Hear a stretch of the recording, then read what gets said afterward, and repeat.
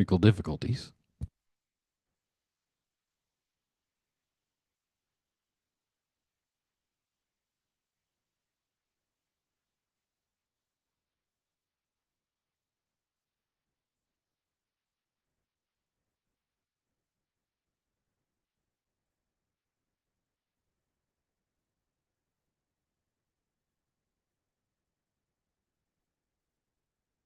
Hello and welcome everyone to December's meeting. Today is December 10th, 2024.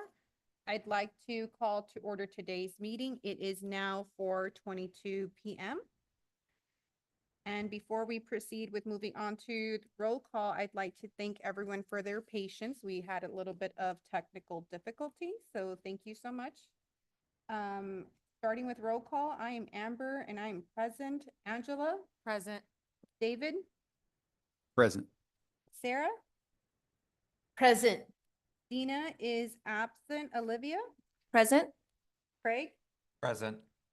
Wonderful. If you can all join me for the Pledge of Allegiance, please. Place your right hand.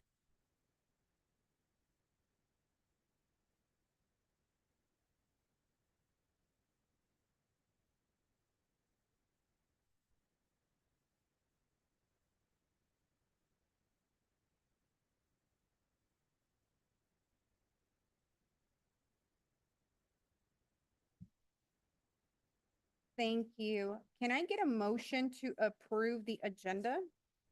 I'll make a motion to approve. I'll second. All those in favor? Any nays or abstains?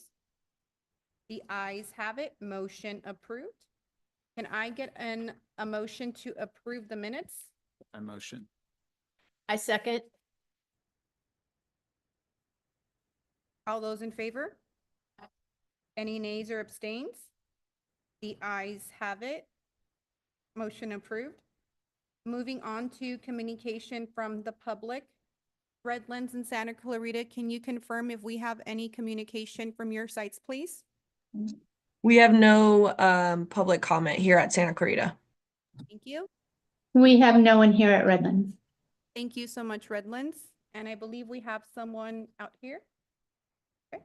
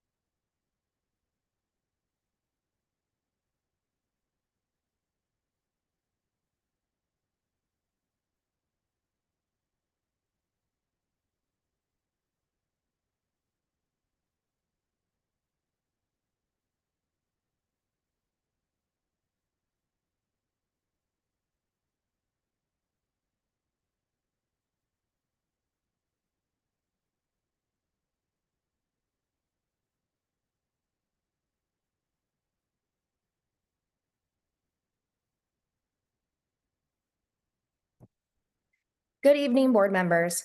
I am here again urging you to take my concerns seriously. It is heartbreaking that I have to stand before you again as my own advocate. Since June, I have been asking for help and accountability, but I have seen no legal action or adherence to policies.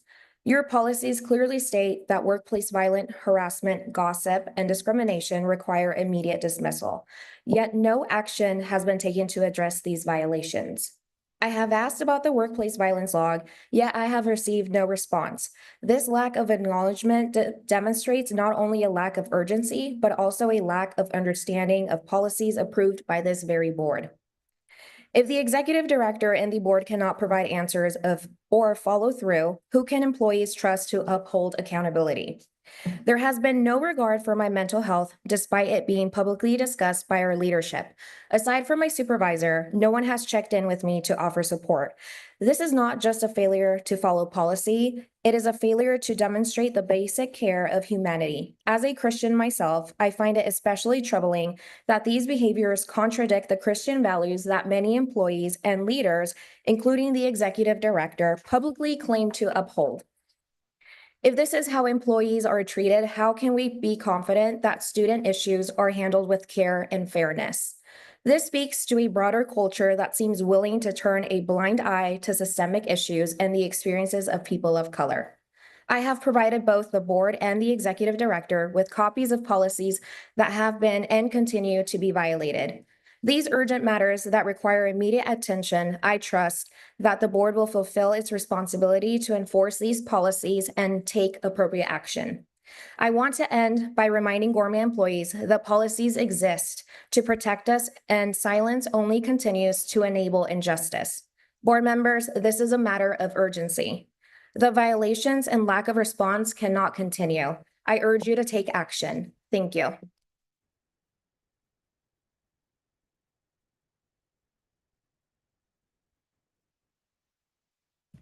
Thank you so much. Moving on to comments from board members concerning items not on the agenda. Do we have any comments from board members?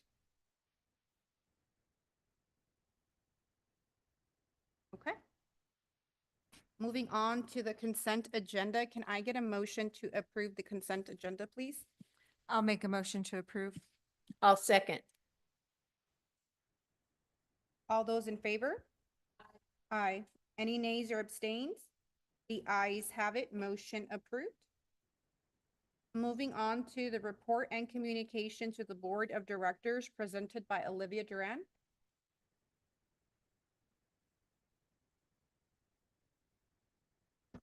Thank you, board members. Thank you, Madam President.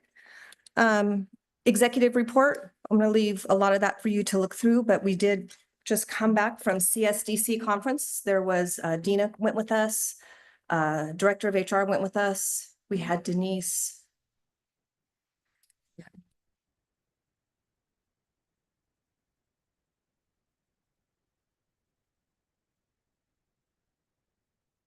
Can you hear me? Is that much better? Okay. Okay. So a small group of us went to CSDC conference in Sacramento with Eric Premack. Denise was one of them, myself, we had the Director of HR, Sylvia, and Dina attended, and also Jana Walker. So we were there. Eric Premack always does a great job of explaining sort of legal things, fiscal. He was one of the founding people to help create charter schools within California. So he's very knowledgeable on what he presents. Sarah and Amber, they attended CSDC last year. So a lot of sessions in regards to governance, in regards to finance, in regards to best HR practices and things. So we came back from that with some great knowledge. Some of the PLT updates, they're working on benchmarks for mid-year benchmarks. Looking at expanding the A through G options for high school, and also having the A through G students, instead of doing an hour of interactive, actually doing a Google Classroom. So they check into a Google Classroom and they have little assignments or little check-ins to do. Been looking at iReady data. We also got our CASP data. So I've asked Stacy McIntyre to come and present that in February. Our CASP data, our dashboards look really good. Those just came out last month. The California dashboard that reflects our college career indicators, our language, math scores, disciplinary, graduation scores. So that came out. So we'll have Jana share with that also in February.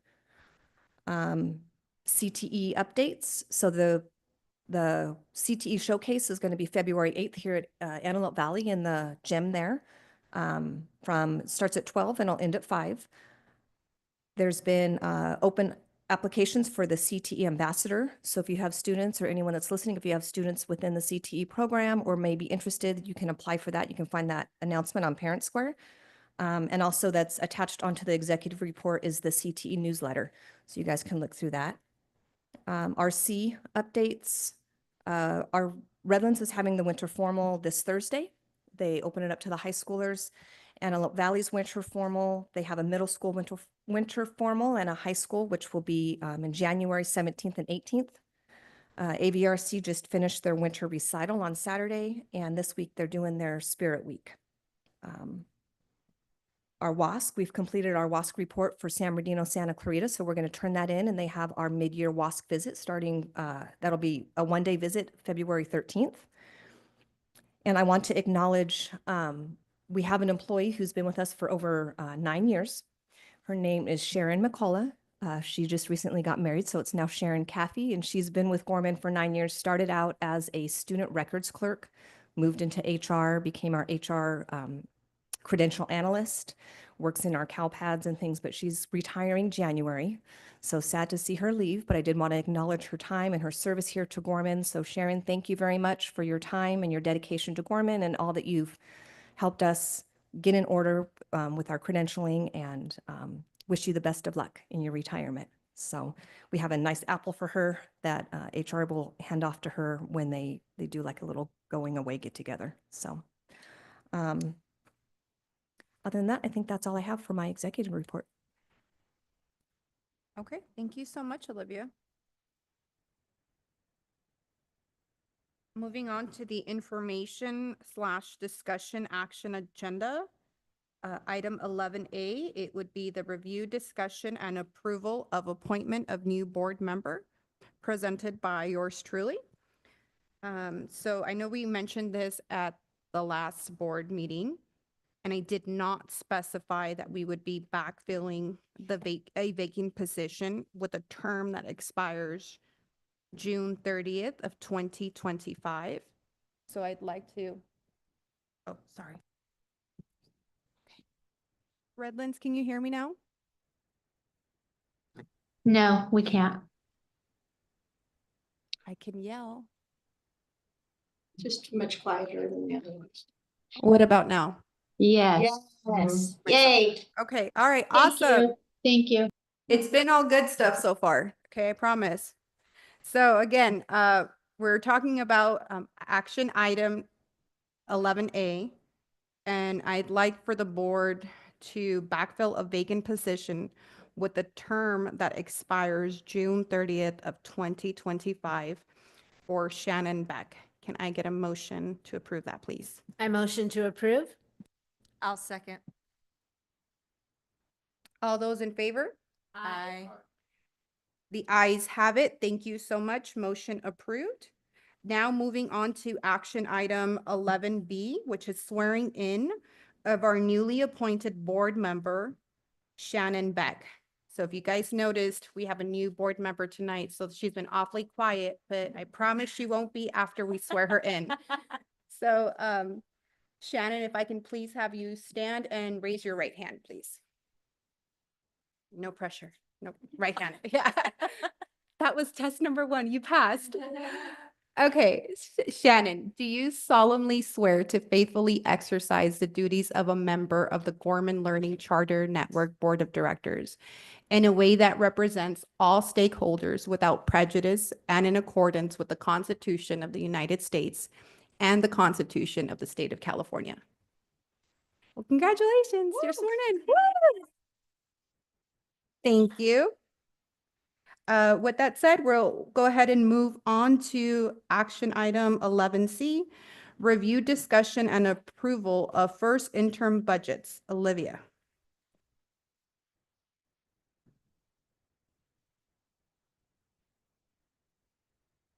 You guys, Redlands, Santa Clarita, hear me? Yes, ma'am. Okay. Yes, we can hear you. Okay, so presenting for GLC, I'm asking that we approve the first interim budgets for Gorman Learning Center and also for San Bernardino, Santa Clarita. There's a little, I'll talk about each school because there's a little difference between each school. There was a slight increase in the executive overall GLC budget due to PLT hires, due to new hires that happened in the beginning of the year, which their salaries weren't completely budgeted in June, but we hired between June and now. So that is a slight increase. You're not going to see it on these. I'm just trying to give you guys some ideas to where the increase is. For GLC, also for SBSC, you'll see that there's a larger increase. That increase comes from some PLT hires, but a majority of that comes from our CTE department, which is using workforce grant funds. And the match there is a little bit of still some not miscommunication, but still some work that needs to be done when it comes to what we're going to put in as a match for those CTE funds. But when you see that increase, it's going to be due to that department having an increase with positions and supplies that are going to be used for the CTE program. So for GLC, in the board memo, and if you can see, I think for GLC last year, we were 700,000. Can you scroll up? And we were in a deficit of 700,000.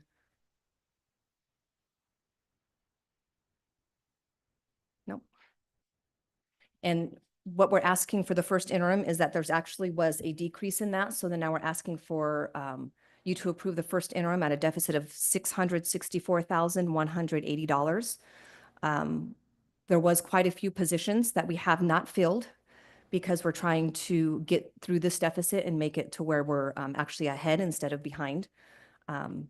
So for GLC, that's why it's went from 700 to 600, roughly. For SBSC, I believe the deficit for last approved was 170,000, roughly around there. And this is where the increase is. So now SBSC, the deficit, I'm asking you to approve for the first interim is 619,333. With the idea that by second interim, when we bring this back, that there'll be discussions had and things take place to lower that at second interim to make that deficit smaller. Are there any questions or discussions from the board? Anything that I can?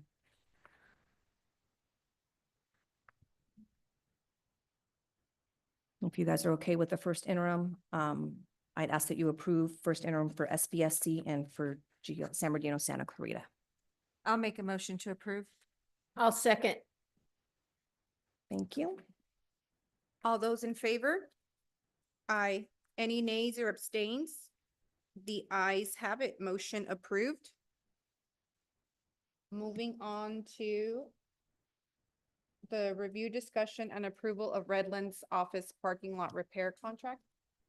So this was something that was in the budget, in the approved budget. It was something that Don Dickinson had already been in discussions with fiscal and with the executive director a couple years ago. We had replaced and resurfaced the back parking lot back in 2018. The front parking lot now is showing quite a bit of wear and tear. There was some pictures that were included in your board packet. They're not clearly visible, like you can't see really how deteriorated the front parking lot is. We did take Sarah out there this morning or this afternoon before we drove up. So she was able to see, but there's some tree roots that are growing under the parking lot causing issues. And then there's an area right in front of the building that has been patched and repaired over the years, but it does need to be replaced. The whole parking lot needs to be torn up, replaced. And so that's what we're asking today. We did bring 3 bids to you. The first bid is for Lasario, and that is at $56,000. The one difference with this bid with the other 2, I'll go through all 3 bids, and then that way I'll come back and talk about each one if you guys have questions. The second bid was for JMR. When you begin to add up all the different pieces that would equal what the first bid was, it would end up being $62,709. So still a little bit cheaper than Lasario's, but they have it separated in different costs. So I did add everything up, which would be equal or more to the Lasario's. I'll come back to that. And then the third bid was a little bit out of our range. That was $75,225. So really I'm bringing to the board the first 2 bids. We can have a discussion to see which way we want to go.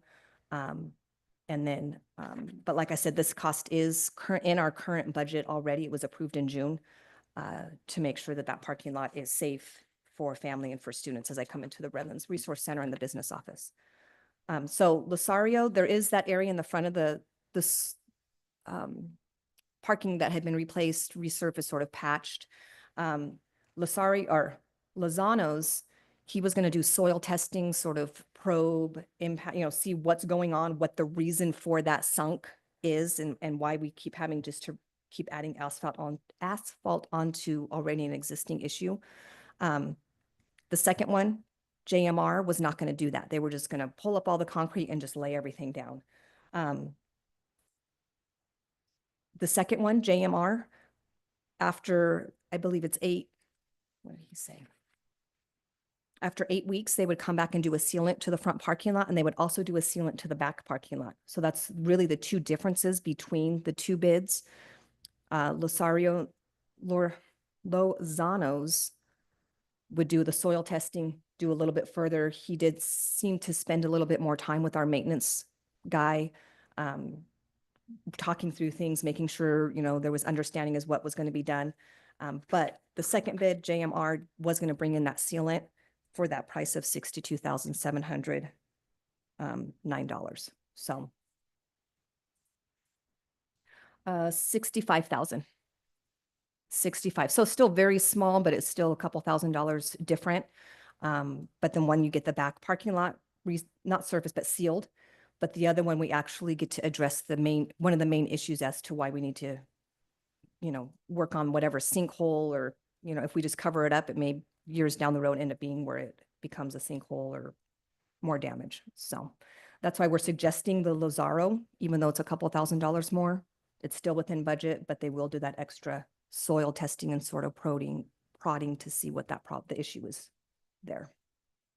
So if they find issue, are they willing to repair it or take care of it for that amount? Not for this amount, it would probably end up being more.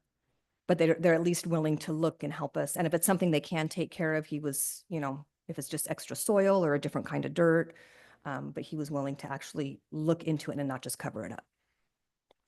Have we ever gotten soil testing done at that site? No. Before? And then have we ever done the back sealed? Like, have we ever gotten the back parking lot sealed? That I'm not sure. Yeah, probably not. It's probably was replaced in 2018 and left. And what are the conditions of the back parking lot? I know we're talking about just the front, but what are Right. the conditions? So there's not any major issues. There's not tree roots coming up. There's not safety concerns in the back because that was all taken care of in 2018. Okay. So, The soil testing, Olivia, was that just like a verbal thing? I Yeah. don't see it in the actual contract. yeah. It says on B, mechanically compact existing base or native soil to unyielding condition. So he was talking about sort of trying to figure out what that is. Okay.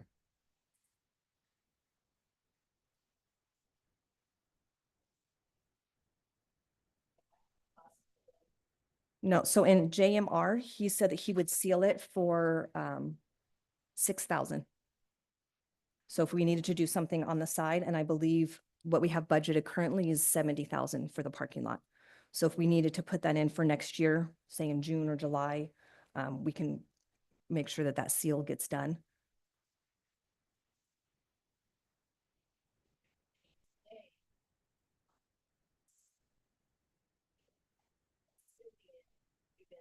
Right.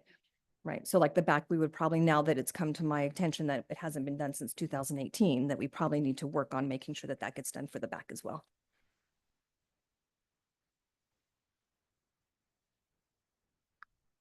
And do we know how much it would be just to do the soil testing with Lozano? Like, can you give you a separate bid for that? He could, I can take it back and ask for a separate, Because We I'm would- almost wondering if we do the soil testing to determine what type of repair would be best suited. so Denise was there when they would walk through, so I'll let her speak a Walk little me bit. through to- this because I'm Yeah. not concrete parking lot repairs. I'm just trying to think. Part of the struggle is it's a multi-step process. In order to get to the soil to even see what's going on, you have to remove the pavement. There's visible damage that we are absolutely sure of, and that is caused by tree roots. And then there's what we would identify at this point as invisible damage. And that's where the sinkhole is. We don't know what the cause of that is. So even to get to where we need to see what the problem is, there's a cost involved. And that is to remove the existing pavement at the very least where we know the problems are.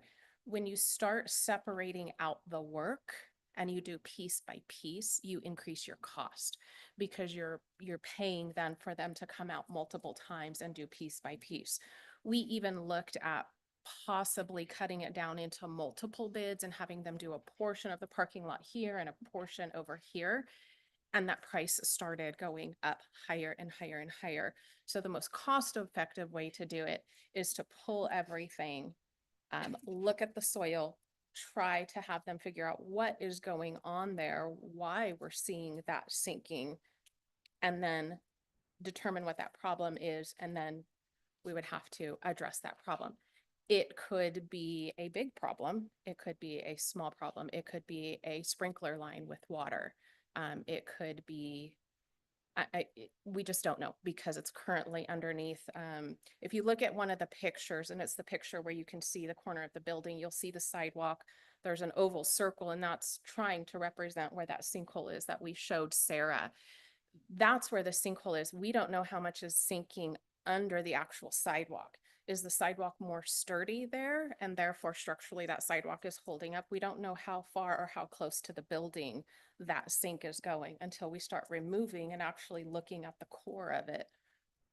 We just can't give those answers. Yeah, you're right about that, but also selling commercial real estate, having to have phase 1, phase 2 work done, we Mhm. have selling on field Mhm. properties and else there. I would think they would be able to just drill into that sinkhole. They should be able to just drill into that sinkhole and pull out samples. We could certainly look at that. You would be looking at a soils engineer at that point, not a general construction company. You'd be looking at a different type of entity to give you those types of answers. That is caused by water, by the way. Okay. I mean, I'm certainly not an expert at it, but I've had to deal with it quite a bit. Oh. Well, that might be a good thing, but anyways, yeah, that's just my thoughts about it. We certainly could bring back to the board if you would prefer to be able to look at that type of option. One of the things that we're looking at is timing. The reason we brought it to you now was if this was going to be something that the board approved to move forward with, we were going to try to do it during winter break. If that's not the case and you want us to go back and look perhaps at doing a soils engineer to actually do testing, we could bring those, we could reach out, bring those numbers back. We would be delaying it. Does a few months make a difference? I don't know. But then we would probably look at doing it maybe during spring break time or maybe during the summer. But if the board would like us to look at soils engineer and look at those core samples that you're talking about, we certainly could look into that and bring it back.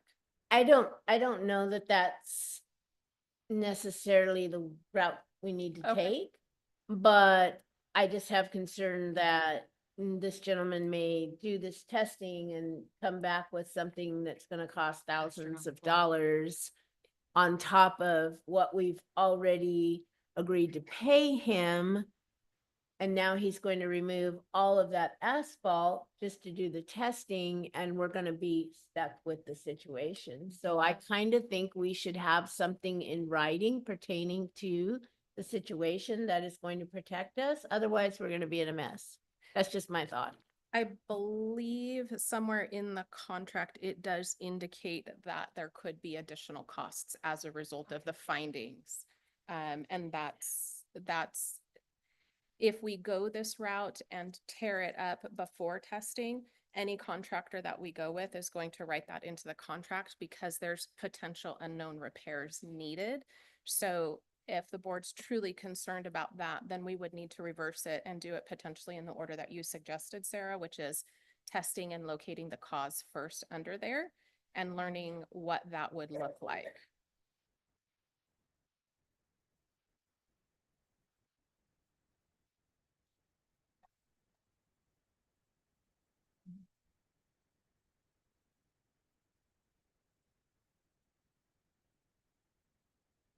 So I would ask for direction. Do you want me to go back and try to find the cause first, which then is going to, or are we okay moving forward with one of these and then knowing that most likely there could be, if it's not just a simple water leak or something simple, there may be more, which then is compromising the building structure and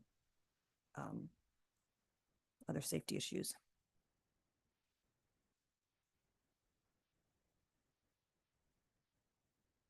Sorry, I'm pondering. Yeah, no, that's fine. I personally think we should have looked into see the problem of the issue first, in my opinion. Yeah. Whole other can of worms financially. Sorry. We could be opening up a whole new can of worms financially, yes, I know everybody's gonna put in there, what the issue is, but, ultimately, That way, at least we know what we're getting into. So it can be a whole Visibly, picture. was that, so the oval circle here, is that the visible extent of the sinking? Or is there more to the?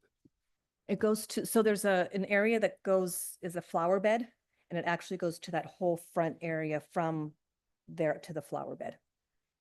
And I don't know previous fixes to that, how many times it's been fixed, how many times it's just been filled, how many, Yeah. I'm not sure of the person that So, knows that's no longer. I'm asking because if I'm understanding their process here, they want to saw cut, basically the entire parking lot, Mhm. right? 4 inches down and then find the problem. I'm just wondering if there's a way they could just focus on that sinkhole. Well, we can not ask them for remove the this, whole parking lot just yet. right? Figure out what's going on in the sinkhole. If it's a bigger problem, then we know, at least then we haven't ripped up the entire parking lot. Well, we're gonna need to rip up the entire parking lot anyways, because it needs to be replaced, but I understand. So you want to focus on that area first Which and is a then, thought, yeah. sure. And then that way we have a better idea of how much, what that damage is and what we need to do there before we Yeah. actually do the whole parking lot. So this would be sort of an in-between, right? Rather than bringing another agency in, we're still going with Lozano, but we're just requesting before you Just to do a small area rip first. up right. everything and we find out, oh, this is a 6-month job or whatever. Now we have no parking lot. If they could just take 3 or 4 of those parking spaces and start digging into them. That was one of the ways that we had them look at it originally, and their numbers were definitively going up because that does increase the labor hours. Does that then offset the usage, and does that cost then become worthwhile? But when we looked at it, we actually had him piece it out into multiple pieces. Can we address the sinkhole? We know the tree roots. Those are pretty obvious. Those are pretty visible. They lead right back to the tree. And so the answer to your question is yes, we could do that. The bid from this 65,000 would potentially go up. I don't have that number because that's changing the agreement. But that was a verbal conversation that we had, and that he advised us verbally that if we did it in parts, because they would be a lot of the companies don't own all of the equipment that they use to do these. Yeah. And so then you rent it for this Makes part of the job, and then you rent it for that part of the job. So there would be an increased cost. I don't know what that number is, but we could certainly take that back and get that number if you wanted to go that route and do it more in pieces. It's a challenge no matter what path you choose. My, my thoughts are we're going to be paying more than the 65,000 no matter which way we go. So I guess it's just honestly, with what I've had to deal with for several years when it comes to this kind of stuff and dealing with commercial buildings, I think it's just a pipe situation, which isn't going to cost an arm and a leg. And I think that they'll find that there's a leak under there. And it's going to be very doable cost-wise. However, we are taking a slight risk that it may be something much more dramatic than that. Which we would have to pay and fix anyways. So that's not going to change. There are known sprinklers and known pipes in that general vicinity. Yeah, That is definitely a possibility. But as you said, risk and unknowns, and that's the struggle with I just this situation. hate for the parking lot to be ripped up and then find something that might be astronomical. And then what are we going to do without a parking lot? Well, I think because of the area there, you can always just close off those 3 spots or 6 spots that are in that area. You still complete it. have. Mhm. Okay. Yeah. Well, then we probably, in my opinion, ought to just go ahead and go with Lozano's and just get it done. And chances are, it's just going to be a water situation, water leak. That's just my thoughts. Any other? I agree with her. It's probably just water, and once they cut that open and determine that, they could easily put 50-50 in it and compact it, which would solve the sinking issue, because it's drainage also. Okay. So with that said, right, I know we have to prepare for worst case scenario, but best case scenario, right? They get in and they determine it was a pipe or a sprinkler. That quote should change because then essentially there is no need to do a soil test because we know what the issue is, right? Well, he wasn't doing a soil test. He was going to keep it open overnight and just wait to see what that issue was instead of just covering it up. Okay. So if there was no issue, like there was no water leak and we're like, something else is going on, then he would have suggested, okay, you probably need to get a soil person in here because something else is Oh, okay. happening besides what I'm noticing. And if That it is just a leak, then we would get the landscapers or have our maintenance guy just fix it. So. Sarah, what you mentioned as far as the parking lot, for those of you who haven't been to Redlands and what Olivia was explaining, this particular parking spot, when you come in, you can go off to the left to park or off to the right to park. So theoretically, if we do have a large problem in this area, they still could correct, if you will, and do the paving of the portions, the parking stalls, if you will, that go to the right of the entrance of the parking lot. So we would not lose the use of the entire front parking lot. There's 6 or 8 spots facing each other in this particular area on this side of the building. So if it becomes a larger problem and a longer term fix, then we would not lose the use of the entire front parking lot.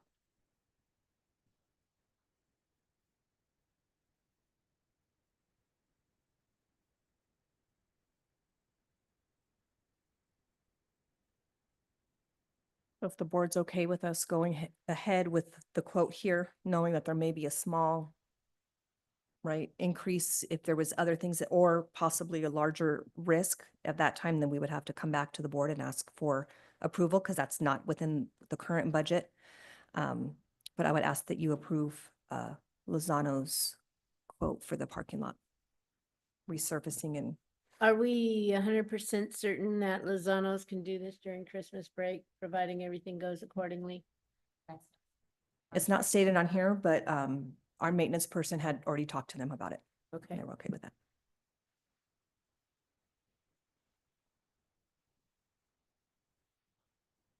Well, I'll motion to approve Lozano's.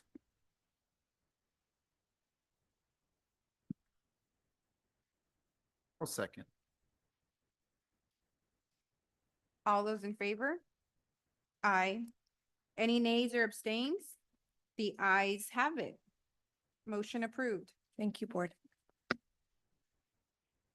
All right, moving on to the, to review, discussion and approval to salary schedules presented by Sylvia Montejano. I'm so sorry about that, Sylvia. Hi. So today I'm bringing to you the salary schedules for board approval, and I wanted to share some information as far as the background. So the purpose of board approved salary schedules are for, in summary, for a few different reasons. One is to provide transparency and accountability of state and federal revenues and which are funded by our tax holders. Another reason is for equity and fairness so that we can provide and promote equitable treatment among our staff and help prevent biases and compensation and decision for our staff. And lastly is compliance. In this case, we're bringing salary schedules to the board for approval in order for us to be in compliance with state regulations. Minimum wage will increase effective January 1st, 2025 to $16.50. The 3 salary schedules that we bring to the board are some of the ones that have discrepancy or amounts under the either the $16.50 per hour or the salary base of $68,640 per year. So we are requesting that the board moves forward in approval of salary schedules.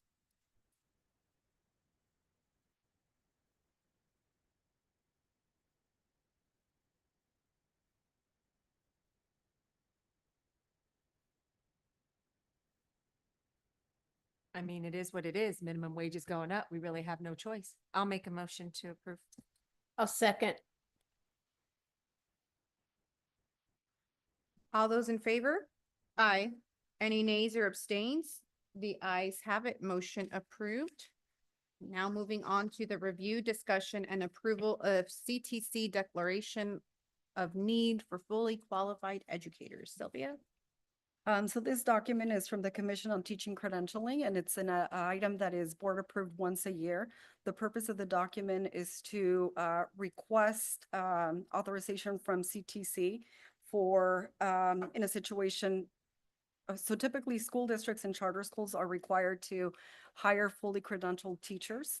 But because of the shortage, there are a lot of permits and waivers that are issued to individuals who are working towards that credential. So it is our obligation to primarily hire fully credentialed, as I mentioned. But in the case, because California is experiencing a shortage in general, we're requesting that the board approves the declaration of need for fully qualified. And what this form does is will grant an exception through CTC for us to hire someone who may not be fully credentialed, but is working in that direction and holds some type of permit.